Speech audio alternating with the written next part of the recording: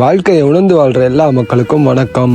இன்னைக்கு காலேஜ் லீவுன்றதுனால நம்ம home minister ஆர்டருக்கு கட்டுப்பட்டு எல்லா அழுக்கு துணியும் வாஷிங் மிஷின்ல லோட் பண்ணிட்டு இருக்கும்போது நம்ம நண்பன் கிட்ட இருந்து ஒரு கால். என்ன கதைனா, பெங்களூர்ல இருக்க சர்ஜாப்பூர் ரோடு கிட்ட ஒரு காமர்ஸ் கம்பெனி வந்து ப்ரமோட் பண்றாங்க. அதுக்கு உன்னோட உதவி முக்கியமா தேவைப்படுதுன்னு என்னங்க அனுப்பிச்சு விட்டாங்க. சரி, அந்த ஏரியாவுக்கு போற பஸ்ஸை பிடிச்சி போலான்னு பார்த்தா ஏசி பஸ் தவிர எந்த பஸ்ஸும் போகாததால வலுக்கட்டாயமா நம்மளுக்கு பிடிக்காத ஏசி பஸ்ல போக வேண்டிய ஒரு சூழ்நிலை. லொகேஷன் பக்கத்துலயே இருக்கும்னு பார்த்தா அது ரொம்ப பக்கத்துல இருந்தனால ரேபிடோ அண்ணன் கூட தான் போக வேண்டிய ஒரு கட்டாயம். நானும் அவசரத்துல ப்ரமோஷன் பத்தி விசாரிக்காம வர அங்க போனா சீனா 2 டாக் ஸ்டாச்சு உள்ள போய் பார்த்த பேர் தான் தெரியுது இது ஒரு விதமான டாக் ஃப்ரெண்ட்லி ரெஸ்டாரண்ட். சரி, நம்ம வந்த வேலையை முடிக்கலாம்னு பார்த்தா செட்டப் எடுத்துன்னு வர போட்டர் லேட் பண்ணதால அப்படியே அங்கேயே உக்காந்து பாசமா டாக்ஸ் எல்லாம் கூட்டின்னு வந்து ஆசமா விளையாட வைக்கிறவங்க எல்லாம் பார்த்துட்டே இருக்கும்போது நம்ம நண்பனோட அண்ணன் ஜிப்டோல ஆர்டர் பண்ண முக்கியமான ஒரு ஆயுதம் வந்துச்சு. அதை வாங்கிட்டு சீக்கிரமா வரன்ற பேர்ல 2 ஹவர் கழிச்சு ஆடி அசைஞ்சு வந்த போட்டர் அண்ணன் கிட்ட எல்லாத்தையும் ரிசீவ் பண்ணிட்டு செட்டப் பண்ண பேரு வீடியோ எல்லாம் ஷூட் பண்ணோம். நாங்க அப்பதான் ஆஸ்கர்ன்ற இவனை சந்திச்சேன். சாதாரண ஆள் இல்ல நண்பர்களே, பேருக்கு ஏத்த மாதிரி ஆஸ்கர் லெவல் டிசிப்ளின் அண்ட்